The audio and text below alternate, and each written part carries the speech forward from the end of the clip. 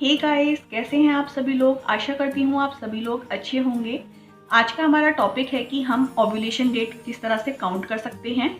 आप बिना डॉक्टर के पास जाए ओव्यूलेशन डेट घर में ही कैसे निकाल सकते हैं। आपका फर्टिलाइजेशन डे क्या होगा।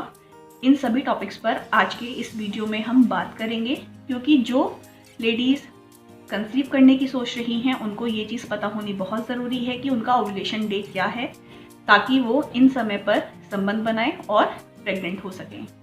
तो वीडियो को एंड तक ज़रूर देखिए। अगर आपको मेरा आज का वीडियो इन्फॉर्मेटिव लगता है तो प्लीज़ इस वीडियो को लाइक कीजिए, चैनल को सब्सक्राइब कीजिए और कमेंट सेक्शन में अपना फीडबैक ज़रूर दीजिए। जब आप कंसीव करने की सोच रहे होते हैं तो सबसे पहले आपको पता होना चाहिए कि आपका ओव्यूलेशन डे क्या है।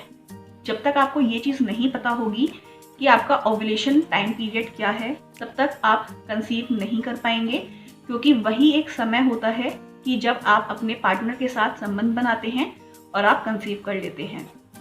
तो ओव्यूलेशन डे जानने के लिए सबसे पहले हमें ये जानना ज़रूरी है कि जो हमारी मेंस्ट्रुअल पीरियड साइकिल है, क्या ये रेगुलर है या इर्रेगुलर है। अगर आपकी मेंस्ट्रुअल पीरियड साइकिल रेगुलर है तब तो आप घर पर ही अपना ओव्यूलेशन डे निकाल सकते हैं। लेकिन अगर आपकी पीरियड साइकिल रेगुलर नहीं है, मीन्स कभी आपको 1.5 महीने में पीरियड आ रहे हैं, कभी 2 महीने में, कभी 3 महीने में, तो सबसे पहले ये चीज़ ज़रूरी है कि आप अपने किसी भी नज़दीकी डॉक्टर को विजिट कीजिए, क्योंकि हो सकता है कि आपको पीसीओडी की प्रॉब्लम हो, और जब तक आपको पीसीओडी की प्रॉब्लम होगी तब तक आपको कंसीव करने में बहुत ज़्यादा प्रॉब्लम आ सकती है। इसलिए सबसे पहले आप वहाँ पर संपर्क कीजिए। उसके बाद बात आती है कि अब अगर आपकी पीरियड साइकिल नॉर्मल है, अब वो पीरियड साइकिल ज़रूरी नहीं है कि 28 डेज़ की ही हो या 30 डेज़ की ही हो, वो पर्सन टू पर्सन डिफर करता है, लेकिन रेगुलर होनी चाहिए। मीन्स अगर आपके पीरियड इस बार 1 तारीख को आए हैं तो नेक्स्ट टाइम 28 में ही आने चाहिए, उसके नेक्स्ट टाइम 26 में ही आने चाहिए और उसके नेक्स्ट टाइम 24 में ही आने चाहिए। मीन्स 28 डेज मेंटेन रहने चाहिए।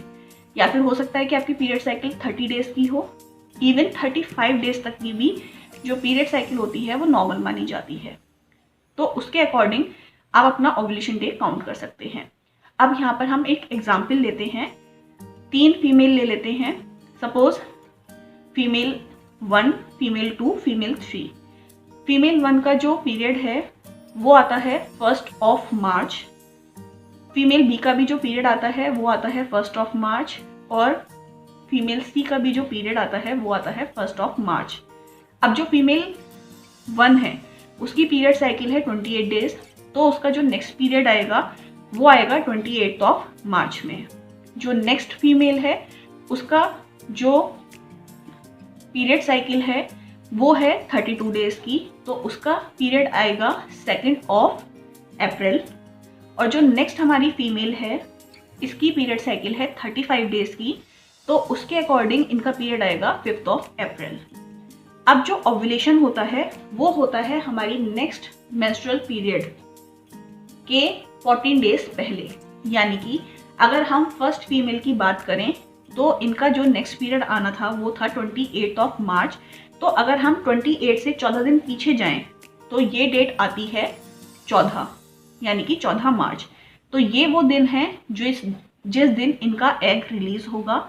और अगर ये इसके एक दिन पहले या एक दिन बाद में अपने पार्टनर के साथ संबंध बनाते हैं, या इवन उसी दिन अपने पार्टनर के साथ संबंध बनाते हैं, तो इनके कंसीव करने के चांसेस मैक्सिमम होते हैं, क्योंकि ये इनका फर्टाइल पीरियड चल रहा है। जो नेक्स्ट फीमेल है जिसका पीरियड साइकिल 32 डेज का था और इनकी जो नेक्स्ट पीरियड आना था वो था 2 अप्रैल। तो अगर हम 2 अप्रैल से 14 दिन पीछे जाएं तो ये डेट निकलती है हमारी 18 दिन के एक दिन पहले या एक दिन बाद, या फिर 18वें दिन ही, पीरियड स्टार्ट होने के 18वें दिन ही या 18वें दिन के एक दिन पहले या बाद में अगर ये अपने पार्टनर के साथ संबंध बनाते हैं तो इनके कंसीव करने के चांसेस मैक्सिमम होते हैं, क्योंकि ये है इनका फर्टाइल पीरियड। और जो 18th डे निकली थी, 18th तारीख निकली थी, ये था इनका ओव्यूलेशन डे। अब जिसका पीरियड साइकिल 35 डेज का है तो उसके अकॉर्डिंग जो इनका नेक्स्ट पीरियड है वो आएगा 5 अप्रैल में। अगर हम इसे 14 दिन पीछे जाएं तो ये डेट आती है 21 मार्च। तो अगर इनका पीरियड 1 मार्च में स्टार्ट हुआ था तो 21 मार्च है इनका ओव्यूलेशन डे, जिस दिन एग रिलीज होगा। और अगर ये उसके एक दिन पहले, एक दिन बाद में या फिर उसी दिन अपने पार्टनर के साथ संबंध बनाते हैं तो इनके कंसीव करने के चांसेस मैक्सिमम होते हैं। तो इस तरह से आप अपने फर्टाइल डेज को काउंट कर सकते हैं। आपको पता चल सकता है कि आपका ओव्यूलेशन किस दिन होना है। इसके लिए ज़रूरी है कि आप 3 से 4 महीने की अपनी मेंस्ट्रुअल साइकिल पर वॉच रखिए। आपको पता चल जाना चाहिए कि आपके मेंस्ट्रुअल पीरियड्स कितने समय में आ रहे हैं, उसकी साइकिल क्या है, कितने समय का अंतराल है उनके बीच में, ताकि आप इजीली ओव्यूलेशन डे काउंट कर सकें। फॉर कन्वीनियंस हम ये मानकर चल सकते हैं कि जब आपके पीरियड्स आते हैं उसके 12वें दिन से लेकर 22वें दिन तक अगर आप अपने पार्टनर के साथ ऑल्टरनेट डेज पर संबंध बनाते हैं तो वो आपका फर्टाइल पीरियड काउंट किया जाता है, क्योंकि उस बीच में कहीं ना कहीं आपका एग रिलीज होगा। ये केवल उन्हीं के लिए है जिनकी पीरियड साइकिल 28 डेज की है या फिर 30 डेज की है या फिर 35 डेज की है।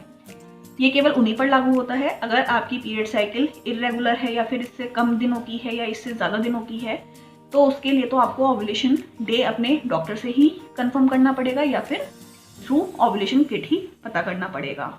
तो ये जो मैंने आपको बताया है कि हमारा फर्टिलाइजेशन डेज क्या क्या होते हैं, इस तरह से आप अपने फर्टिलाइजेशन डे निकाल सकते हैं और काउंट कर सकते हैं कि आपका ओव्यूलेशन डे किस दिन होना है।